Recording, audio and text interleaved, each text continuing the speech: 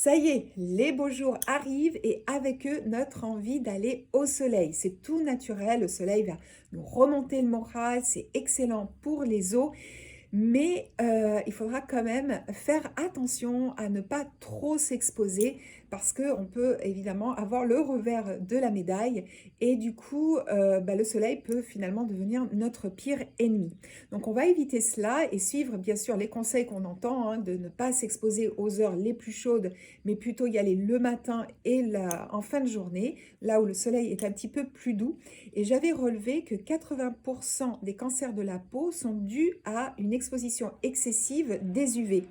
Et depuis 1990, le nombre de cancers de la peau ont triplé. Donc c'est absolument énorme. À la ménopause, on sait que notre peau vieillit un petit peu plus vite. C'est dû à la baisse de certaines hormones, notamment nos hormones sexuelles. Et donc, la peau, voilà, elle va être moins bien hydratée. On va vraiment avoir besoin de lui apporter beaucoup plus de soins et notamment de faire attention au soleil parce que, je ne sais pas vous, mais moi, je commence à avoir quelques taches pigmentaires. Et donc, maintenant, je suis très, très vigilante aux heures où je m'expose et même à ce que je mets sur mon visage. Alors, je voulais vous présenter des solaires, notamment de chez doTERRA.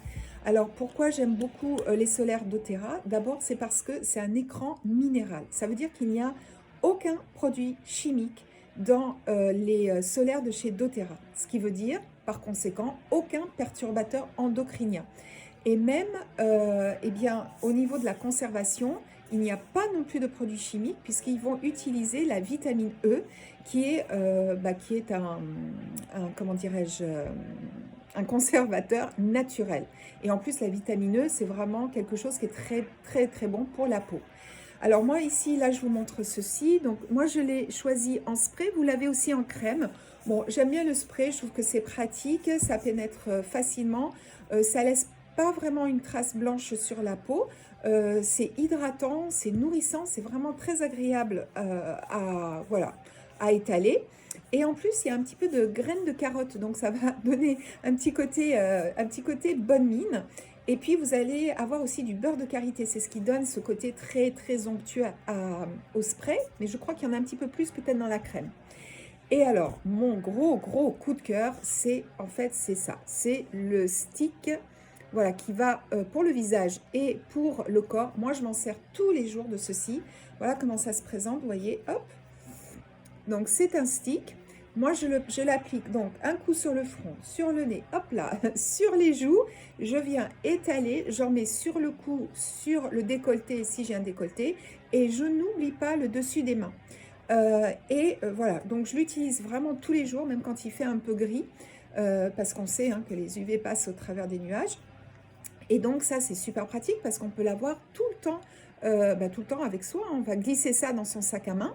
Et voilà, donc moi je suis une réelle fan du stick de chez doTERRA. Donc pareil, il n'y a pas de synthétique, c'est vraiment un écran là aussi minéral. Et, voilà ce que je voulais vous présenter aujourd'hui sur les deux produits que j'utilise. Alors vous avez aussi bien sûr l'après-solaire.